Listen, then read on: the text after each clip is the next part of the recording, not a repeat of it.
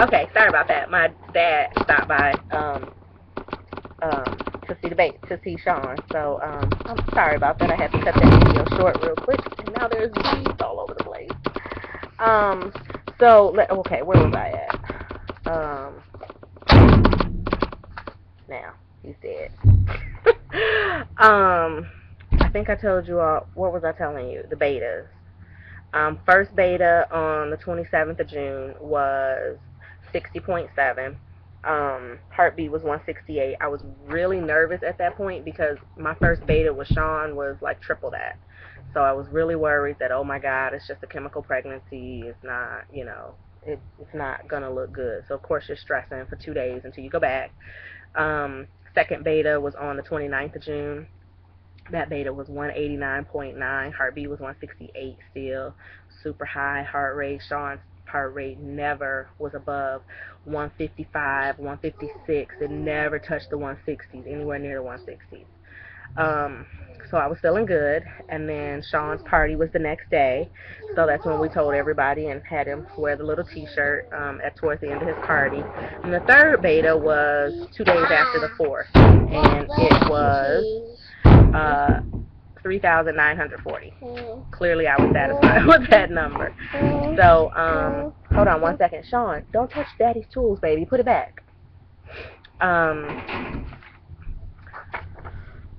Where am I at? So, at that appointment, so we were doing ultrasounds and beta, so that was the third beta. That was the last beta that I was doing. So at that appointment is where she was checking, she was measuring the baby. She got the measurement of the baby, and then she went to check my ovaries to make sure that they had completely suppressed and they were starting to, shrink back down. And when she went to move, she saw another sac. So we both kind of flipped out and was like, oh my God, there's a second one in there. Well, go back, like measure it, And so she's looking for it, couldn't find it anywhere. She said, don't worry about it. She said, I saw it, don't worry. She said, by next week you'll be 7 weeks and they'll be too big to hide behind each other. But she said that's very typical of twins. 1 week you'll see one, the next week you won't. But don't worry, next week if it's there, we'll be able to find it. So I wasn't too worried about that. So I don't know if I told you all that we have 2 frozen embryos. I'm not sure if I told you that on the 21st time, but we do frozen, grade 2 quality, super high quality grade A, I think they were, frozen babies on ice right now down in Illinois. Let's see, we continued the weekly ultrasounds at Dr. Karandi's office in Schaumburg through 11 weeks, 4 days when I had the closeout appointment. At that appointment, let's see, 11 weeks and 4 days was that closeout. What was I going to tell you about that? I can't remember. I'll come back. So, morning sickness. Oh my stars. Which is probably one of the biggest reasons why I haven't done a video update is because I've been so super, super sick. When I tell you sick, I mean, I was never this sick with Sean. Like, I couldn't understand for the life of me why I was so sick. But the morning sickness hit me at like 6 weeks, 2 days exactly. I had to come off the metformin because at 8 weeks, 4 days, I was still super, super nauseous.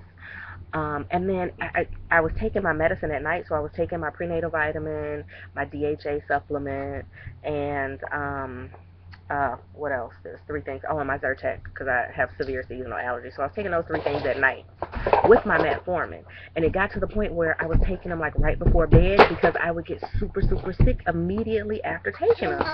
Thank you, baby. So I would take the medicine. I'd make sure that I was like ready for bed. Sean's in bed. House is shut down. TV is off. I'm ready to go to sleep. And I would go in the kitchen, take my medicine, and then go get in the bed. Because immediately after taking the medicine, I would feel so super nauseous. I would get hot, sweaty, clammy, like I got to throw up. I'm fighting this throw-up feeling. A couple of nights, I lost it right in the bed. Just couldn't even get up out of bed quick enough to get to the bathroom to throw up. So after like a week of this, I'm like, enough already. Like, I cannot go, weeks and weeks and weeks until I hit the 2nd trimester like this. This is crazy. So I start trying to weed out which medicine it is because I know it's not my Zyrtec. I've been on it for eons. It's not that. I don't think it's my prenatal vitamin, but it's a possibility. It could be just bothering me right now. finally get down to just taking the metformin, and the minute I swallow it, I get nauseous. So I called the doctor and I said, hey, listen, I'm on it for the PCOS. Clearly, Dr. Karandi wanted me on it for the while you're going through the IVF process, but then he wanted to he wouldn't clear me coming off of it without talking to my reproductive endocrinologist, or my endocrinologist who put me on it to begin with for PCOS. So I called Dr. Jane. I said, hey, listen, I'm like almost 9 weeks pregnant. I'm on the metformin. It's making me super sick at night. I can't even function. Like, I'm throwing up every night. I can't be dehydrated and, like, losing it like this every single night. Like, seriously, I have a toddler. He can't wake up in the middle of the night to mommy vomiting all over the place. So, he said as long as Dr. Karandi was okay with it, he was okay with me coming off. Karandi then just was like, that's fine. I don't have a problem with you coming off. So we stopped the metformin. The vomiting immediately goes away. No more issues with that. Can take my prenatal vitamins and stuff at any time of the day. Doesn't bother my stomach at all. So it was the metformin. So then the nauseousness though continued like all day long. And I knew at that point it wasn't my prenatal vitamin or anything. So I did finally break down and call the doctor and ask for the Zofran, which I did with Sean. And I think I took like 4 pills out of the whole prescription. Whereas with Sean, I think I only took like 2. Because I waited so long that by the time I finally got it in my system on a regular basis, I was starting to come out of that time, that spell where you're super nauseous. So done with the Zofran. That was I started taking it around 9 weeks, and I probably took it until close to 11 weeks, because it would work for like a day and a half is what I found. Once I got it in my system, if today's Sunday, I take it today, well, I'm good today, and I'm good most of the day tomorrow, and then I go to bed tomorrow night, well, I would take it Tuesday morning. So I wouldn't take it before I'm going to sleep. So that was the bees are just out of control out here. So that was the Zofran. So one thing leads to the next. So finally got the nauseousness under control. Then the sleepless nights start. So I'm so super exhausted. I get Sean to bed by like 8 o'clock, between 7:30 and 8. By the time I get him to bed, I pass out in the bed. Like, I'm so exhausted. I'm barely making it through the day. So I would fall asleep, at like 8:30. By 9 o'clock, I'm out. And then I would wake up at 11:30, and then I'm up till 3, 4, 5 o'clock in the morning. And then I want to doze back off at like 5:30, and I got to get up at 6:30. I mean, it was just insane. So those of you that are Facebook friends with me know that there was a period of time there, right, between like 9 and 11, I was not getting sleep at all. And I was just a horrible person to everybody. I was like the worst zombie ever. So the sleepless stuff lasted for about close to 2 weeks, from like 9 to 11 weeks. And then I figured out that I can't do this. I have to keep myself up until 10 o'clock. Like 10 o'clock is the cutoff. After 10 o'clock, I can go to sleep, and then I stay asleep. Sean, can you grab the ultrasound picture for mommy real quick? I need to show it real quick. So had the closeout appointment at 11 weeks, 4 days. Measured the baby. This kid, when I tell you this kid is super long, I'm so not playing. Look at this ultrasound pic if you guys can see this. So do you see from here the head, and then I thought this was the feet. Now, feet you can't even see. This is all the leg. This is the hip, the knee, and then the leg, and then the foot you can't even see because it's off in that gray area. Super, don't do that. Super long. Super long. Hey, hi. You want to say hi? Hi? Come here. Is your face clean? No, you've been playing in dirt. Hi. Say hi. Say hi. Hi. Say, my name is Sean. Name's Sean. Sean. How old are you?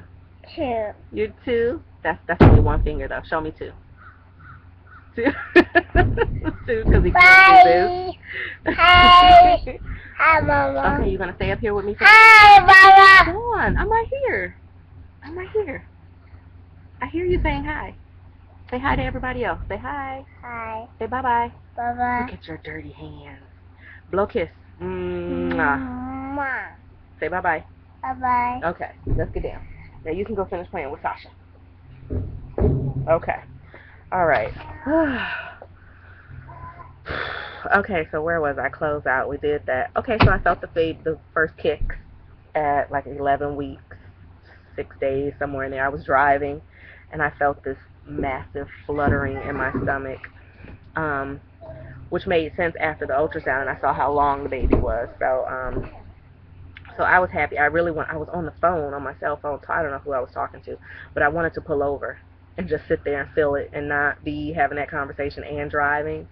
Um, I did stop talking for a minute. I was talking to Paul, and he said, "Why'd you get quiet?" The baby's kicking. It's moving. um, so we hit 12 weeks on August 21st. That was the same time that was within a day or two of Grandma's accident. Family knows. Yes, baby. Okay, don't play with that. Mushrooms in the yard are not good, okay? Don't touch them. Don't touch them, okay?